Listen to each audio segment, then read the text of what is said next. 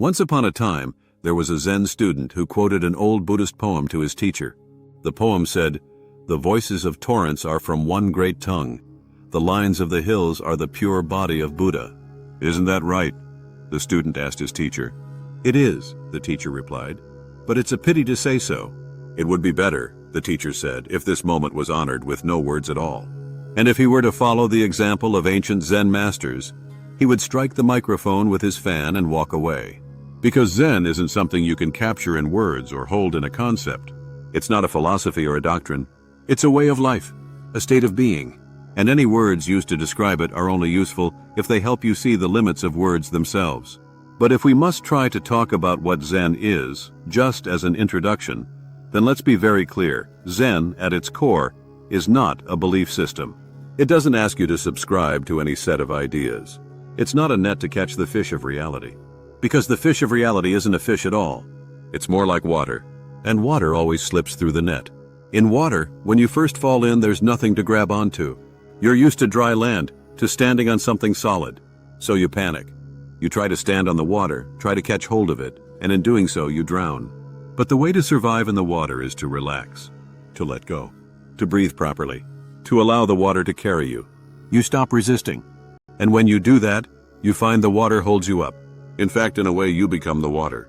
In the same way, if we were to try, again, misleadingly, to explain Zen, it would simply come down to this: that there is in this universe one great energy, and we have no true name for it. Some call it God, others call it Brahman, or Tao. But in the West, the word God has been buried under centuries of confusing and sometimes rigid meaning. For many, it feels tired. So people turn to words from the East, like Tao or Brahman or Shingyo, because they feel new and unfamiliar and don't carry the same baggage. Yet many of these Eastern words don't really mean anything concrete either.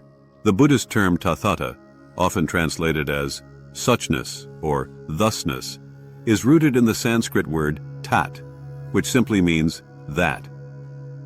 It's like when a baby first comes into the world and says dada or tata, pointing at everything with wonder.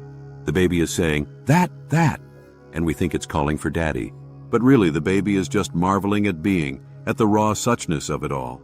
According to Buddhist philosophy, this entire universe is one great tathata, one suchness. 10,000 things, 10,000 functions, all one underlying essence.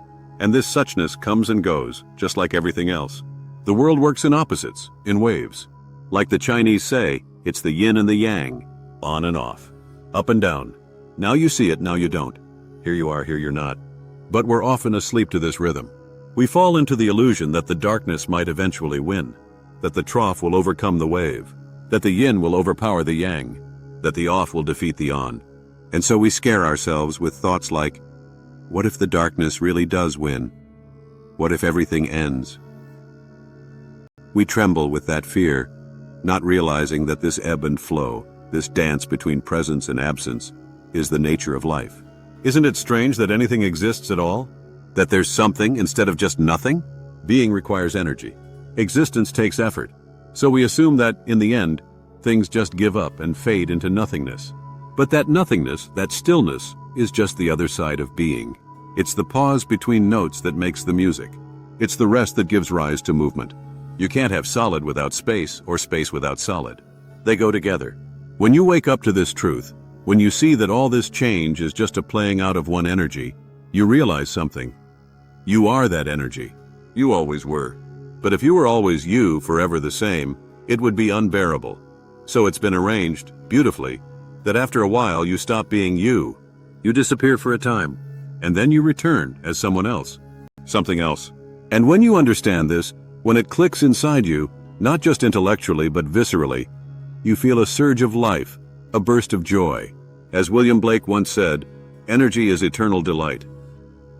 In that moment, you see through the illusion of separateness. You realize, I am that, and I can't be anything else. And with that realization, the deepest fear disappears. You may still get scared. You'll still flinch at loud noises. You'll still worry sometimes, lose your temper, feel pain. But beneath all that, something in you is grounded, calm, at peace, because you now know what it means to be truly human. Zhuangzi once said, "The perfect man uses his mind like a mirror. It grasps nothing. It refuses nothing. It receives but does not keep. To live like this, in modern terms, is to live without hang-ups, to flow like water, to drift like a cloud. To understand that all of life is a magnificent illusion, a cosmic game, a grand display of energy, meant not to trap you in fear, but to liberate you in wonder. And when you realize this, there is absolutely nothing left to be afraid of.